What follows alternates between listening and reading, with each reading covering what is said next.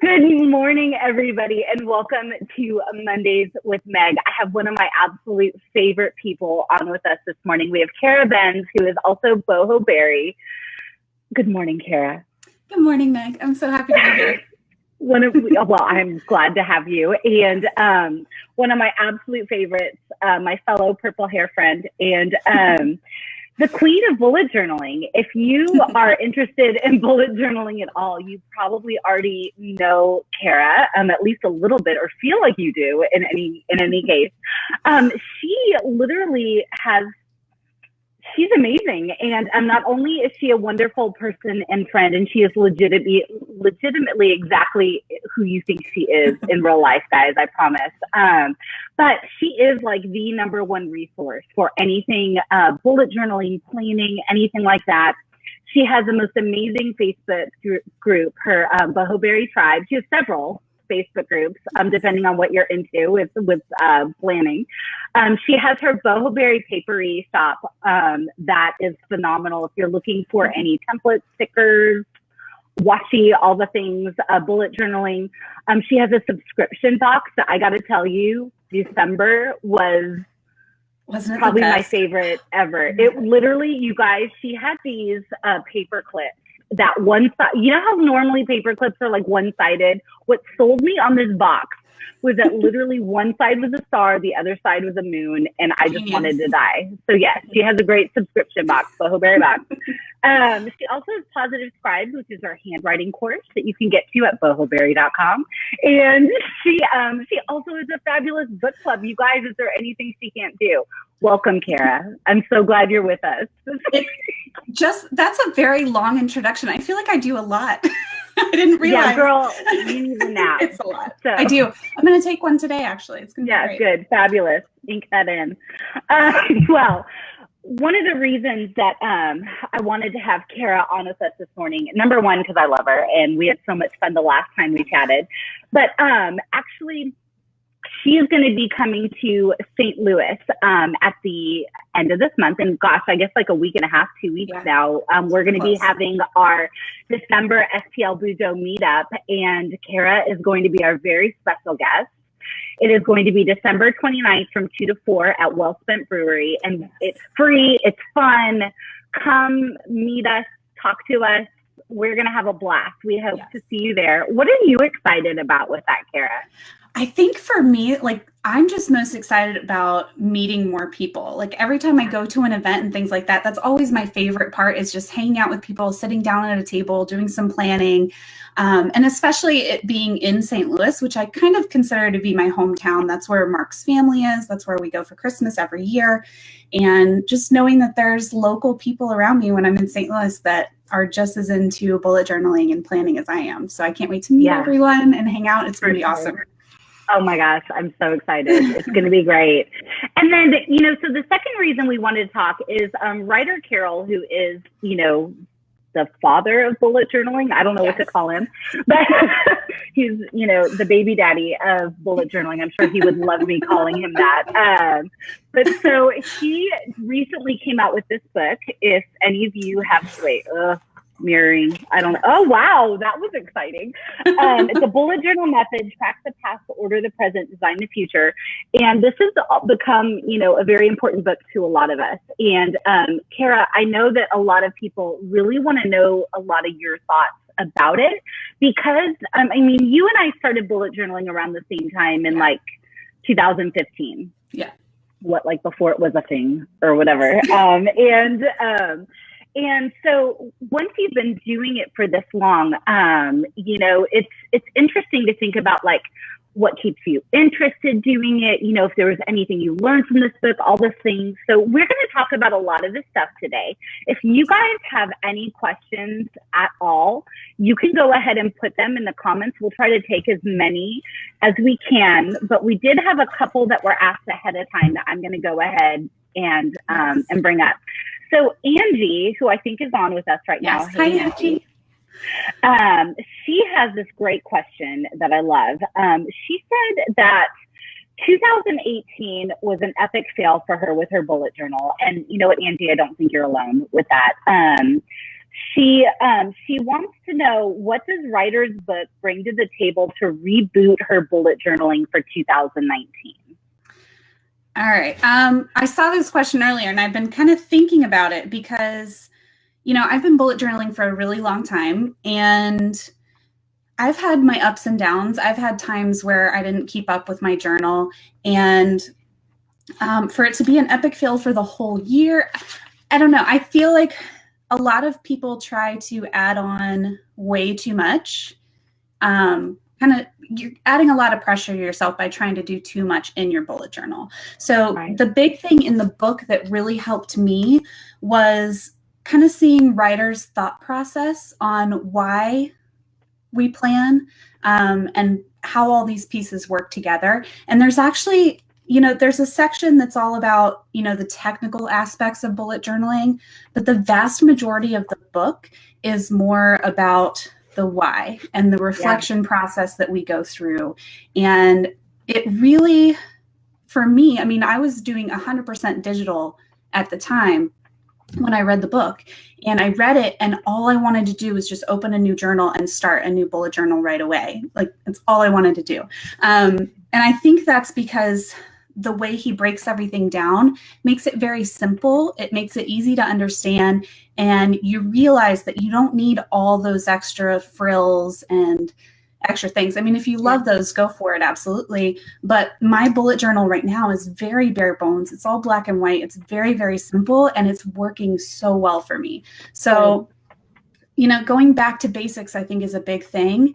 And also in the book, Ryder expands a lot on more than just the basics. Like, there's some extra concepts in there that he hadn't really expanded on anywhere else before. So that was really cool to see. And I went through a few of his exercises in the book, which he has a few kind of sprinkled throughout, where he's like, okay, get out a piece of paper, write these things down. And all that really, really helped a lot. I think it's so worth it. So worth it. I agree. Yeah. That was helpful for me too. And I know whenever we have our bullet journal meetups here in St. Louis, I think the biggest thing I always hear from people is, oh, I'm afraid it's not going to be perfect. Yeah. And, I'm afraid to get started, or I'm going to use this practice. What am I saying? I'm going to use this, this practice bullet journal first, and then I'm going to put it in my fancy Leuchtturm or whatever. So what do you have to say for people who are struggling with that? I'll say what I've said from day one is just go for it. Yes, just go. Good. It can be so terrifying to open your journal to like a fresh new journal and start writing on that first page, but it's not going to happen unless you start. And you're not going to get better unless you start.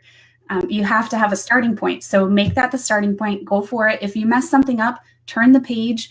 Or, if you're not opposed to it, rip the page out and do something else. You can, I've done it. And you know what? If you mess up too, there's so many different ways of covering things up. You can put washi tape over it. You can put a picture over it. You can put stickers over it. You can grab like those Avery full sheet labels and just cut it down to the page size, slap it over the page, and it's like a giant full page whiteout. Like, brilliant. There's so many ways you can fix it. Just don't be afraid to start. Just go for it. Because the whole point is for the system to work for you, not for you to be terrified of the system. Yeah. So like what I always tell people is like, you just want it to work for you, whatever that is. So that if you change it every day, fine. The point is for it to work for you. If that's not happening, we need to figure out how to make that happen or get you the right system so that it does work for you. Exactly. Well, so Kara, our dear friend Rihanna has a question for you. She wondered, as you were reading Ryder's book, if there were any surprises for you or anything about the system that you weren't aware of when you went ahead and read the book. Two things. The biggest surprise for me was actually Ryder is a really funny dude.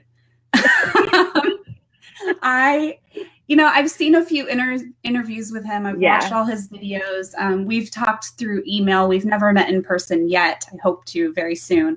But he's just so funny. And it's like this Yeah. dry, witty humor that I really appreciate. I'm looking through the book to see if I can find it, but he coined a term. I don't know if I'm going to be able to find it quickly enough, but he coined a term. He said something along those lines. I'm paraphrasing, but he said, even if you're a bullet journal pro, or if you're just getting started, this book will like make your Bujo Jitsu strong or something like that. God, and I'm like, stop Bujo it. Jitsu. I love it. Yeah. I love it so much. But there's just so many kind of witty things in here. Yeah. And this book right here, this is actually the draft copy that he sent me when he was still working on writing the book. And I just have it all marked up and highlighted with all these things that I was like, either it blew my mind, or I loved it, or it was so deep. And I was like, I never thought of it that way before. Yeah. And yeah, I loved kind of getting a glimpse into his mind a little bit more. And something that I didn't know about the system, or I did know, but I had kind of let it go, or not really followed along with it for so long that I had forgotten, is the kind of form of rapid logging that he does. Like, for the longest time, all I was doing was writing out my to-do list for the day. And I'd have my events at the top and my task list, and that was it. But there's so much more to the rapid logging. So events, you can log them before or after. Like, you could do a little event circle, and just say, went to the movies with my daughter tonight, or whatever it was. And you have that log in there. So it's just a really quick log throughout the day. And when you're doing your to-do list for the day, you can come back to that. If anything comes up in your mind that you don't want to forget, you just write it right there on that very same day. And then at night during your reflection process, that's where you sit down and categorize, where's that going to go? Does it need to go on next week, next month? Does it need to go in my future log? That. So you don't have to categorize things as they come into your head. You just write them down and then deal with it later. And I was like, how did I stop doing this? Yeah. Right. Exactly. And that's the thing. I think we just get, we get comfortable doing something a certain way. And that, that's what I loved about reading the book, is like, I thought, oh yeah, I never even tried that. Or, oh, I've never tried it that way. Why don't I try it and see if that works for me, or whatever. Oh, I love it. Well, Rihanna has a second question that I think a lot of people want to know the answer for you. So in recent history, you have started also digital bullet journaling, which has been a source of controversy, really. I mean, if we're going to be real about this. So, I mean, and I got to be honest, I'm not super into the digital yet. So I kind of love that you've gotten back to the analog roots. But I appreciate the digital bullet journaling very much, Rihanna. Don't get mad at me. You know how much I appreciate it. But so how is it going for you combining the two together? It's going really well right now. Yeah. So I have, the way I'm splitting it up is all of my day-to-day planning is actually going in my bullet journal. So all of my rapid logging and everything else, and keeping track of my gratitude is going in my bullet journal every month. Right. But I'm using my digital planner more for just being creative, because I liked my old way of bullet journaling. I was very creative, but I felt like it took up so much time that it kind of discouraged me sometimes from doing more planning. And I was like, oh, what spread can I create next? Whereas now I have my planning is very black and white. It's very straightforward. It works for me to keep myself organized, but then I have the digital side where I can go and have fun and play around with all my digital stickers and do pretty spreads and things like that. So I'm not using my digital planner as much for planning, but more for just having fun and being creative. And it's kind of nice to have those kind of two very separate purposes for them. Yeah, for sure. I love that. And you, seriously, some of the things that you come up with, I'm just for your digital. So I'm like, that's amazing. It's so good. Fun. Yeah. Well, and knowing you as a friend, I love that you have that different kind of creative outlet. I love that for you. That has to help so much just break up, your day and break up your business and what you're doing. Yeah. Yeah. Good. So I have a question. Okay. For you, my darling Kara. Anything coming up for 2019 that we can look forward to with Boho Berry? You guys, I asked it. Okay, sorry. Side note. You know, I don't have a ton planned for 2019 because I'm going to be heading out in March to go hike the Appalachian Trail. Love that about you. Yes, so good. I'm going to be, I want to say MIA, but not really, because I'll still be publishing videos, but I'm going to be out of the like planisphere. Is that a word? Planisphere. Absolutely. Yes. For about 5 to 6 months. So it's going to be crazy. But I do have a lot of really, really fun things coming, especially with the Boho Berry box. Like we're already working through almost the entire year next year, trying to get everything together before I leave. So I already have this whole vision of how everything's going to play out theme-wise with the boxes and everything. And I just can't wait. They're just getting better and better because of everyone's feedback. So those are going to be great. Yes. And for digital people out there, I am working on a course. It's going to be a new course about how to create your own digital planner. So that's going to be coming out in February-ish. Oh my gosh, that's amazing. Yes. Well, And I know real quick, talking about digital. So I think this is a question a lot of people have. So we're putting a pin. We're putting a pin in it for a sec. So Anastasia asked, what do you do if you don't have the app for digital planning? I think that's a question a lot of people have. Yeah. And there's a lot of different apps out there. It depends on what platform you have. So if you have an Apple, like an iPad, then there's a lot of options for you. There's GoodNotes, Zoom Notes, Note Shelf 2. There's a ton of different apps. You just have to kind of go look for reviews on them, see what might work best for you. On Android, there's a few less options, but Xodo, Xodo, is a really, really good one. The good thing about Android is most everything in the Google Play Store is free. So you're able to grab an app and try it out and not worry about the cost. With the iPad, most of them are paid apps, so you definitely want to do your research and look at some reviews first. But they're out there. You can get them. For sure. Good. Thank you for that. Okay, now go back to what you're talking about. Tell us everything about 2019. Sorry. I'm really, really excited about the Appalachian Trail because I have a really great videographer who is going to be editing and producing all of my videos while I'm gone. So I'm just going to be uploading my vlogs I know. Very exciting. I'm going to be uploading all of my vlogs to like Dropbox or something like that. And he's going to take them and edit them and do all the work for him. And it's going to be awesome. And I have a few planning videos coming out before then about how I'm planning for my hike and things like that. Cindy said, oh my gosh, 5 to 6 months. I'm walking from Georgia to Maine, and it's 2,200 miles.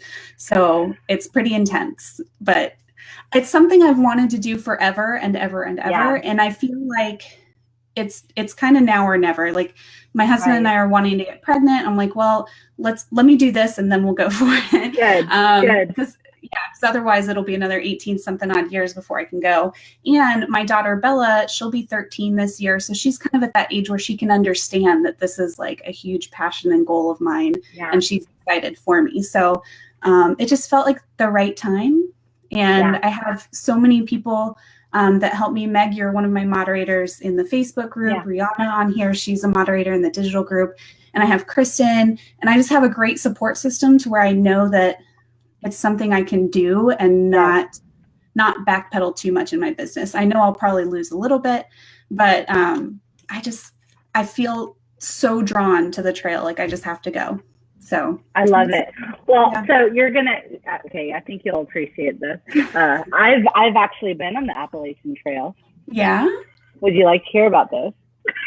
I don't know. Is it an animal story? Of course. This is not a paid endorsement by any means, but in the Smoky Mountains, there's this company called Smoky Mountain Llama Treks, and you can hike with llamas. And Yes, and we've done it several times. And one of the times we went, we actually hiked on part of the Appalachian Trail with llamas, and you're welcome. Yes. That is awesome. I'm going to have to look for that when I'm in the Smokies because I would love to hike with llamas. It's the best. They carry your stuff like on these little packs on their backs, and then you can like have lunch with them, and like you're just kind of hanging out with your llamas. It's my favorite. I need this in my life. Yes, right. It's like one of those things, like it's not on your bucket list, but then you do it and you're like, that should have been on my bucket list. And then you cross it off. Yes. Yes. We've done it several times. So much fun. So that's my, my contribution to your. I love it. Yeah. I've been on the Appalachian Trail in a couple of different states, but I've never obviously hiked the whole thing.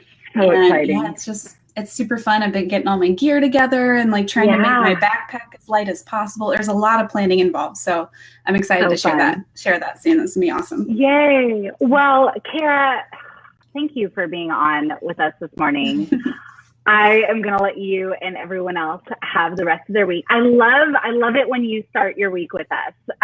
Kara, it's so much fun. And it just it gets me wanting to dive into my bullet journal right now. I have to be honest. So if any of you are anywhere near St. Louis, next Saturday, the 29th, I think it's next Saturday after, I don't know. Saturday. 29th, 2 to 4, Well Spent Brewery in Midtown. We are going to have so much fun. Kara's going to be there for STLBUJO's monthly meetup. It's going to be a blast.